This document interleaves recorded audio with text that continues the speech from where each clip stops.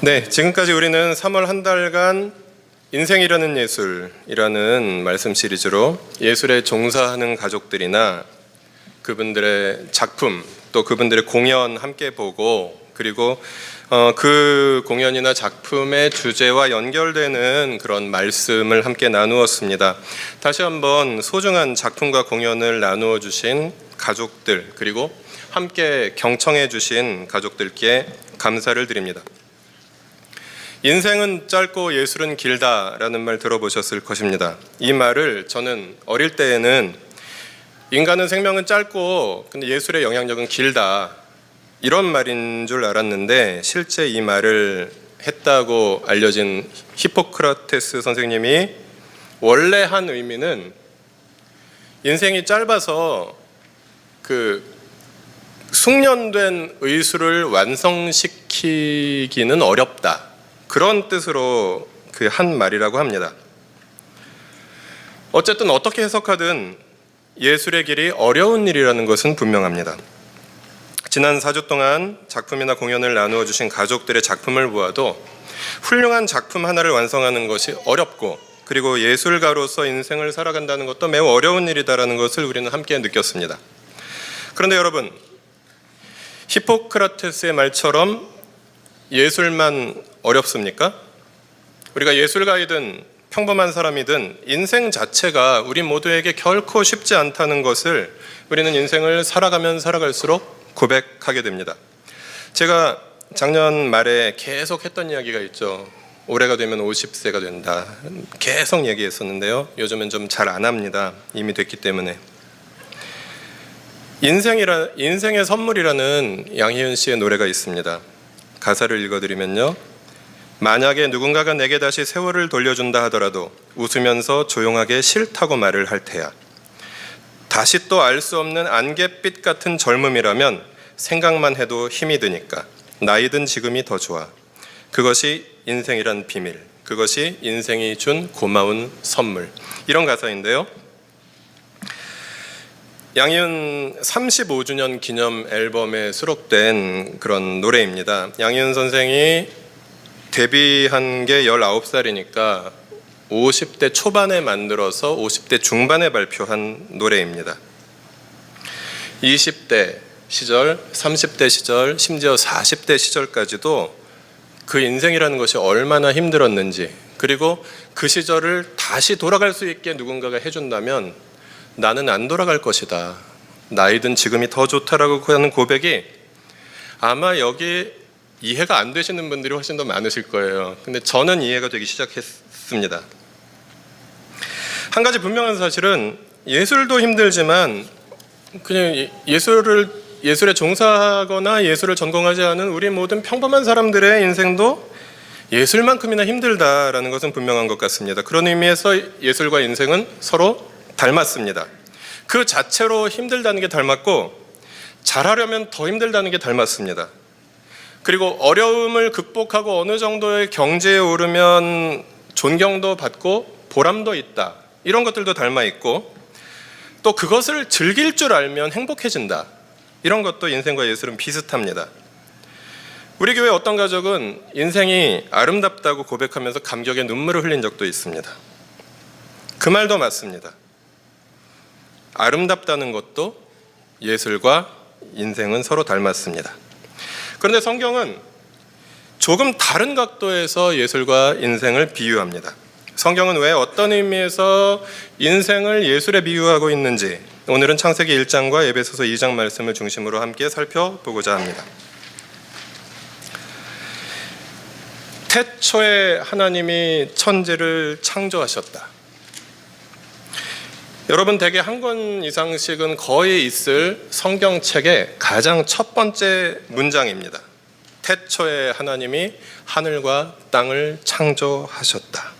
이 책은 그렇게 시작합니다. 성경이 주고자 하는 하나님이라는 분에 대한 첫 번째 가르침은 바로 하나님이 창조주라는 가르침입니다. 오늘날 조물주라는 말 많이 쓰죠. 조물주 위에 건물주. 라고 하면서 오늘날은 조물주를 닮기보다는 건물주를 닮고 싶은 사람들이 더 많아지는 것 같은 슬픈 세상이긴 하지만, 이 조물주라는 말은 하나님께서 온 세상 만물을 만드신 주인이시다라는 고백입니다. 거대한 우주를 만드시고 아름다운 자연을 만드신 것을 보면 하나님은 얼마나 솜씨가 좋으십니까? 높은 산에 올라가거나 아니면 경치 좋은 곳에서 그 경치를 바라보거나 아니면 하다못해 예쁜 꽃 한 송이를 바라보고 있노라면 창조주 하나님은 참 솜씨가 좋은 예술가이시다라는 고백을 하지 않을 수 없게 됩니다. 어디 꽃이나 경치나 산천만 그렇습니까? 여러분 곁에 있는 동료 피조물들을 한번 바라보아 주시면 좋겠습니다. 옆에, 좌우에, 앞뒤에 계신 분들, 어떻게 이렇게 똑같이 생긴 사람이 한 사람도 없고요, 비슷하게 생겼어도 성격은 다 다릅니다. 참 하나님은 대단한 예술가이십니다. 연극을 하려면 대본이 있어야 하고, 그리고 연주를 하려면 악보가 있어야 하고요, 대본을 쓰거나 무엇이든 작품을 만들려면 구상을 해야 됩니다. 그리고 그 구상에 따라서 글도 쓰고 그림도 그리고 조각가는 조각을 하고 작곡가는 작곡도 합니다. 그리고 결과물은 작품이 되고, 작품이 되면 그것을 세상에 내놓아서 사람들이 함께 즐기고 그리고 행복해합니다. 성경 창세기 1장은 마치 예술가가 예술활동을 하기 위해서 계획하고 작업하고 실행하고 그리고 그 결과를 즐기는 것과 같이 하나님께서 세상을 창조하시는 그 계획과 과정과 결과를 보여줍니다. 시간 관계상 1장을 다 읽지는 못하겠고요, 창세기 1장 26절부터 31절 함께 읽어보시겠습니다. 하나님이 말씀하시기를 우리가 우리의 형상을 따라서 우리의 모양대로 사람을 만들자. 그리고 그가 바다의 고기와 공중의 새와 땅 위에 사는 온갖 들짐승과 땅 위를 기어다니는 모든 길짐승을 다스리게 하자 하시고, 하나님이 당신의 형상대로 사람을 창조하셨으니 곧 하나님의 형상대로 사람을 창조하셨다. 하나님이 그들을 남자와 여자로 창조하셨다. 하나님이 그들에게 복을 베푸셨다. 하나님이 그들에게 말씀하시기를 생육하고 번성하여 땅에 충만하여라. 땅을 정복하여라. 바다의 고기와 공중의 새와 땅 위에서 살아 움직이는 모든 생물을 다스려라 하셨다. 하나님이 말씀하시기를 내가 온 땅 위에 있는 씨 맺는 모든 채소와 씨 있는 열매를 맺는 모든 나무를 너희에게 준다. 이것들이 너희의 먹거리가 될 것이다. 또 땅의 모든 짐승과 공중의 새와 땅 위에 사는 모든 것 곧 생명을 지닌 모든 것에게로 모든 푸른 풀을 먹거리로 준다 하시니 그대로 되었다. 하나님이 손수 만드신 모든 것을 보시니 보시기에 참 좋았다. 저녁이 되고 아침이 되니 엿새날이 지났다. 특히 26절은 하나님이 사람을 지으실 때 구상하는 장면과 같습니다. 우리가 우리의 형상을 따라서 우리의 모양대로 사람을 만들자. 그렇게 사람의 특징을 구상하시고, 그래서 그가 다른 모든 생물을 다스리게 하자. 사람의 쓸모에 대해서 구상하고 계십니다. 그리고 27절은 하나님이 그 구상을 실행에 옮기는 장면입니다. 그리고 마지막에 읽은 31절은 그 결과를 보여줍니다. 하나님이 사람을 포함해서 6일 동안 손수 만드신 모든 것들을 보시니 보시기에 참 좋았다. 처음에 하나님께서 만드신 세상은 이렇게 보시기에 참 좋았다. 완전하고 조화로운 아름다운 세상이었습니다. 하나님 보시기에 참 좋았다는 말씀하실 만큼 그런 멋진 세상이었습니다. 그런데 우리가 지금 경험하고 있는 세상은 어떻습니까? 하나님이 지금 우리가 살아가고 있는 이 세상을 보셔도 참 좋다라고 말씀하실까요? 지금 우리가 경험하고 있는 세상은 악하고 위험하고 고달픈 세상입니다. 그래서 조화로운 세상이 아니라 깨어진 세상이다라고 우리는 이야기합니다. 그 세상의 깨어짐은 창세기 3장에서 첫 번째 사람이었던 아담과 하와가 자신들의 창조주이신 하나님께 순종하지 아니함으로 인해서, 그것으로 인해서 발생했다고 밝히고 있습니다.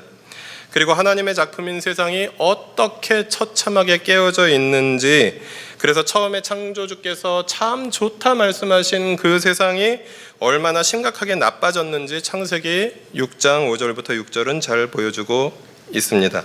같이 읽어볼까요? 주님께서는 사람의 죄악이 세상에 가득 차고 마음에 생각하는 모든 계획이 언제나 악한 것뿐임을 보시고 땅 위에 사람 지으셨음을 후회하시며 마음 아파하셨다. 온 세상이 깨어진 것은 다른 피조물들의 잘못이 아니라 사람의 잘못이다. 사람들의 범죄함으로 하나님께 순종하지 아니함으로 인해서 죄가 세상에 들어왔고, 그래서 온 세상의 모든 피조물들까지도 같이 고통을 받고 있으며, 그 고통스러운 세상은 그래서 하나님이 원래 만드셨던 그 조화롭고 아름다운 세상이라기보다는 깨어진 세상이다라는 것이 성경의 고백입니다. 그 아름다웠던 세상이 죄가 가득한 세상이 되었습니다. 그 이유는 사람의 마음에 생각하는 계획이 창세기 6장 말씀처럼 언제나 악한 것뿐이기 때문이다라고 성경은 말합니다. 그래서 하나님께서는 땅 위에 사람 지으신 것을 후회하시며 마음 아파하셨다. 그토록 세상은 깨어져 있었다라고 창세기 6장은 말합니다. 이 얼마나 절망적인 상황입니까? 하나님이 사람 만드신 것을 후회하신다. 사람이 그래도 조물주의 대표작 아닙니까? 그 대표작을 만드신 것을 하나님이 후회하신다는 것입니다. 예를 들어서 김용희 화백 같은 분이 자기의 대표작을 만든 것을 후회하신다면 얼마나 그 마음이 고통스럽겠습니까? 세상이 깨어져 버렸다는 것은 우리를 포함한 모든 인류가 처한 비참함을 말해줍니다. 그러나 반면에 또 한 가지 생각해보면 우리에게 그만큼 세상이 깨어져 있기 때문에 할 일이 더 있다라는 그런 새로운 사명을 우리가 발견할 수 있는 기회가 되기도 합니다. 그런 의미에서 우리는 인생이라는 예술이 성경에서는 어떻게 설명되고 있는지 한 걸음 더 나아가 보고자 합니다. 앞서 살펴본 대로 이 자리에 함께 있는 우리 모두를 비롯해서 세상 모든 사람들은 하나님의 작품입니다. 온 세상 모든 것이 하나님의 작품이지만 특별히 하나님께서 가장 정성을 다해서 신경 써서 공들여서 만드신 작품이 바로 인간입니다. 모든 인생은 하나님의 작품입니다. 그런데 하나님께서는 사람을 만드실 때 하나님의 형상과 모양을 따라서, 즉 하나님의 성품과 지혜와 능력을 사람에게 불어넣어 주셨습니다. 하나님의 형상을 따라 하나님의 모양대로 사람을 만들어서 하나님의 대리 통치자로서 이 세상의 모든 생물을 다스리게 하시기 위해서 사람을 만드셨습니다. 그래서 사람에게는, 하나님의 예술 작품인 사람에게는 온 세상의 모든 피조물들을 다스릴 사명이 주어져 있습니다. 즉 사람은 예술가이신 하나님의 작품이면서 동시에 예술가이신 하나님을 닮은 작은 예술가들이다라는 말씀입니다. 세상을 만드신 것은 하나님께서 하셨지만 하나님께서 만드신 세상을 아름답게 가꾸어가는 것은 사람에게 맡겨주신 사명이다라고 창세기 1장은 말합니다. 게다가 그것을 감당할 수 있는 능력까지 주셨다. 하나님의 형상과 하나님의 모양대로. 그렇게 성경은 이야기합니다. 게다가 창세기 6장이 고발하는 세상의 깨어짐으로 인해서 사람에게는 또 하나의 사명이 확인되고 있습니다. 이제 더 이상 사람은 하나님이 만드신 조화롭고 아름다운 세상을 그저 잘 돌보기만 하면 되지 아니합니다. 이 깨어져 버린 세상을 하나님께서 만드신 원래 그 아름다운 세상에 더 가깝도록 회복시켜 가야 하는 사명이 인간의 타락으로 인해서 추가되었다는 것입니다. 그래서 로마서 8장은 모든 피조물이 하나님의 자녀들이 나타나기를 간절히 기다리고 있다라고 말하고 있습니다. 우리가 예수 그리스도를 통해서 하나님의 자녀됨을 회복하였듯이 세상의 깨어짐에 신음하는 모든 피조물도 예수 그리스도와 예수 그리스도를 따르는 하나님의 백성들을 통해서 하나님께서 창조하신 본연의 아름답고 조화로운 모습을 회복하기를 간절히 바라고 있다고 로마서 8장은 말합니다. 그래서 자연 생태를 포함해서 하나님이 만드신 아름다운 세상을 회복하는 것은 하나님의 형상을 닮은 피조물인 우리 인간이 반드시 감당해야 할 또 하나의 사명입니다. 그런데 하나님의 형상을 닮은 피조물인 우리가 감당해야 되는 이 세상을 다스림과 또 세상을 회복하는 사명은 우리의 책임입니다. 그것은 분명합니다. 그런데 이 책임을 하나님께서는 우리에게만 맡겨놓지 않으시고 함께 하십니다. 그래서 회복과 다스림이라는 이 인생이라는 예술의 본질적인 사명은 창조주와 사람의 협업을 통해서, 함께함을 통해서 감당해 나갈 수 있게 됩니다. 어떻게 이것이 가능한지 지난주에 함께 묵상했던 고린도전서 15장 10절 다시 한번 읽어보겠습니다. 같이 읽어볼까요? 그러나 나는 하나님의 은혜로 오늘의 내가 되었습니다. 나에게 베풀어 주신 하나님의 은혜는 헛되지 않았습니다. 나는 사도들 가운데 어느 누구보다도 더 열심히 일하였습니다. 그러나 이렇게 한 것은 내가 아니라 나와 함께 하신 하나님의 은혜입니다. 하나님의 은혜로 하나님의 협력자가 됩니다. 그리고 그 은혜가 헛되지 않도록 최선을 다해서 수고하는 것은 인간의 책임입니다. 그러나 우리를 사용하셔서 그 책임을 감당하고 수고하도록 도와주시는 분은 또한 하나님이시다라고 바울은 고백하고 있습니다. 그래서 인간의 수고와 노력과 책임, 그리고 하나님의 은혜는 함께 협업하면서 하나님께서 만드신 세상을 아름답게 가꾸어가는 일과, 그리고 하나님께서 처음에 의도하셨던 모습처럼 온전하게 회복해가는 모든 과정 속에서 지금도 하나님과 그리고 피조물인 우리의 협업을 통해서 감당해져 가고 있습니다. 그래서 모든 인생은 참된 예술가이신 하나님의 작품이며, 모든 인생은 예술가이신 하나님을 닮았기에 우리는 모두 자기 인생이라는 예술을 통해서 하나님께서 만드신 세상을 함께 다스리고 회복해가는 사람들입니다. 그리고 그 발걸음에 창조주 하나님께서는 은혜로 동행해 주고 계십니다. 그런데 여러분, 만약에 이 세상에서 우리들 각자가 뿔뿔이 흩어져서 각자 도생하면서 그 모든 책임을 혼자서만 감당해야 한다면 얼마나 외롭고 힘들었을까요? 힘들었을 뿐만 아니라 어쩌면 불가능한 사명이었을 것입니다. 그런데 하나님은 그 사명을 하나님과 사람이 협업하듯, 사람이 하나님과 협업하듯 사람과 사람이 공동체를 이루어서 함께 할 수 있도록 은혜를 주셨습니다.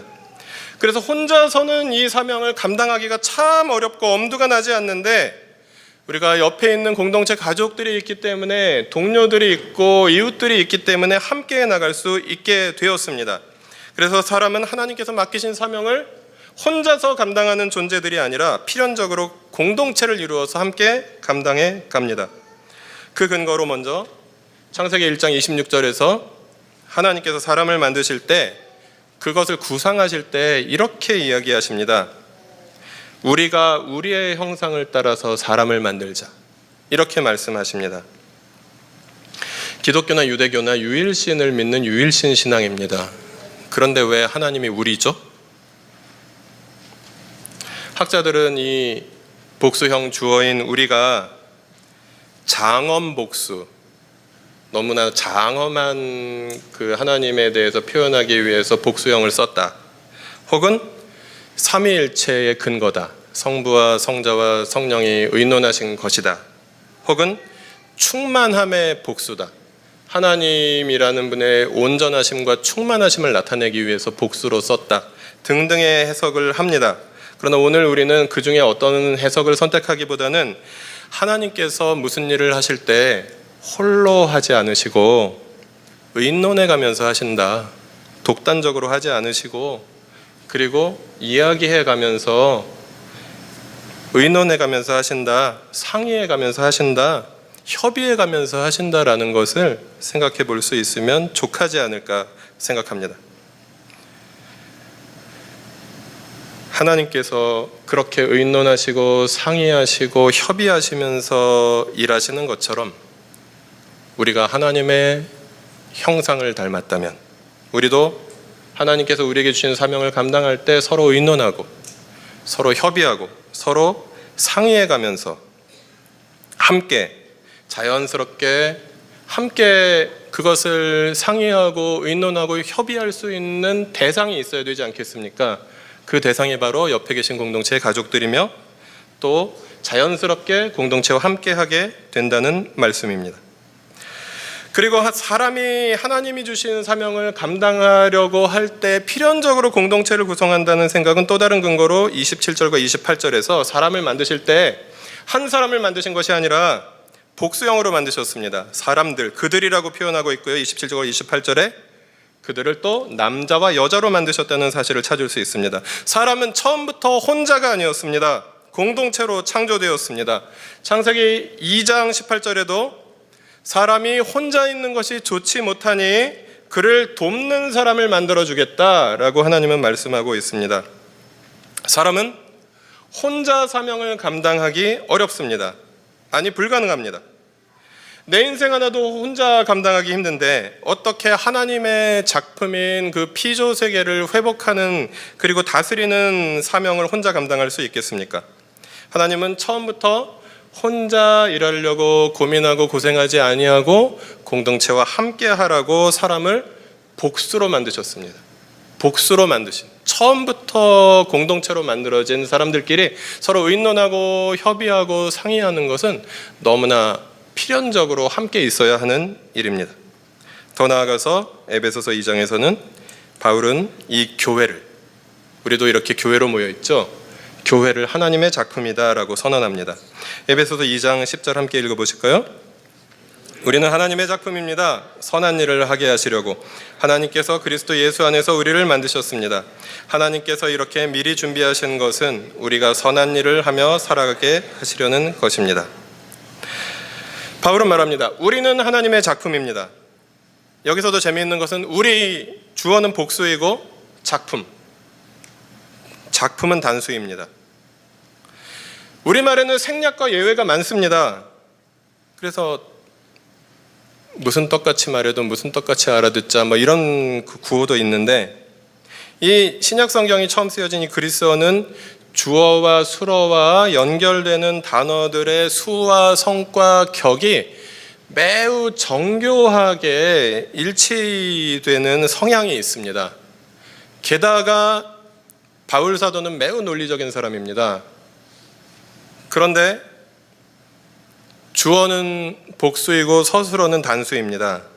그 말은 우리들 한 사람 한 사람이 하나님의 별개의 작품들이다라는 뜻이 이 본문에서는 아닙니다.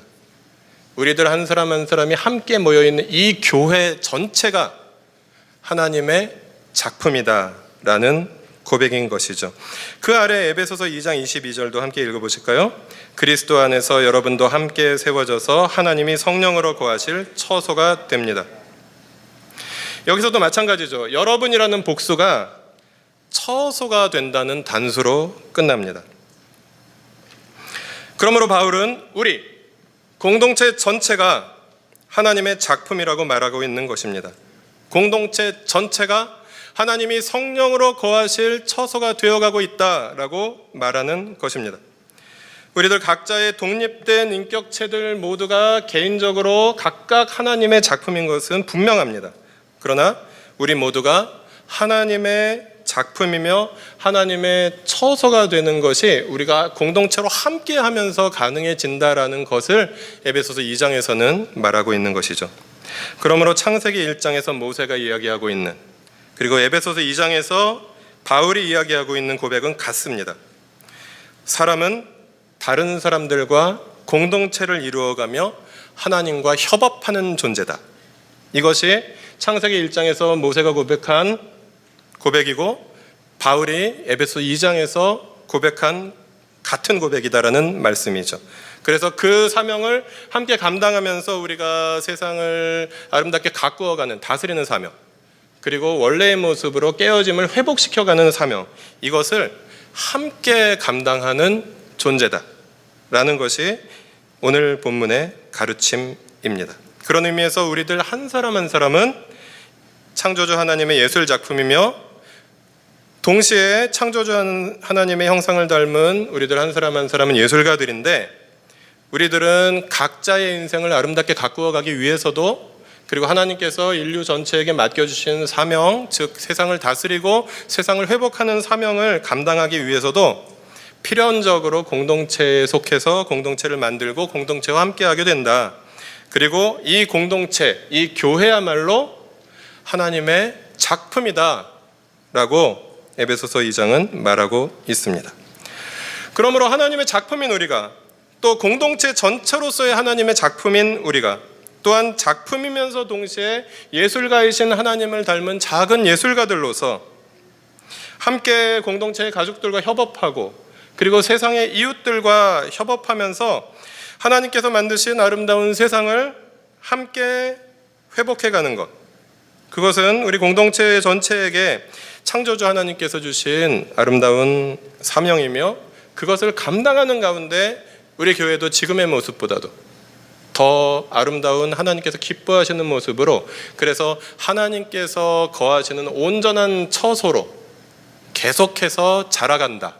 이것이 오늘 본문의 가르침입니다.